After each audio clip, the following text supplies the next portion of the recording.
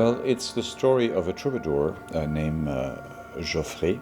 And of course, this is set in the Middle Ages. And he's complaining at the beginning of the opera that he's never met the ideal woman. And he describes in one of his poems the woman that he would fall in love with. And a pilgrim, by chance, appears in the city and reports to him that he's met this amazing woman who seems to correspond to the description of Geoffrey, even though they are separated by a sea, the Mediterranean Sea.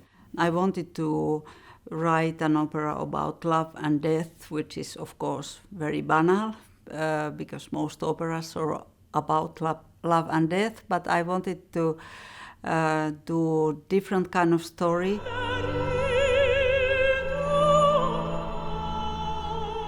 And when I read then the short life story of Geoffrey Rudel, I felt that there is a story for me. It's kind of simple, but with full of meaning, and I felt that it has a lot of place for music also.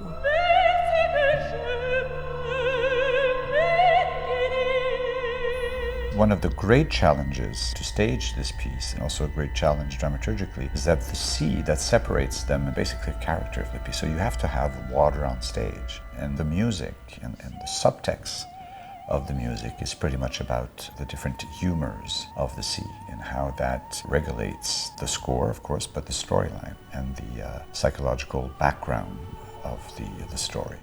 The challenge of having water on stage has been solved by stretching these very long strips of LED lights. And there's actually 38,000 small LED lights that are all computer programmed to create all these different shimmering effects in different moments of the day, sunrise, dawn. So the whole production is pretty much lit in a way that is quite exciting and quite bewitching. Every object that is brought in, every set piece is made of light, basically. I think people will be very, very moved by the story and bewitched by the way it is presented. It's a very poetic piece, and I have the impression that the music will stay with them for quite a long time.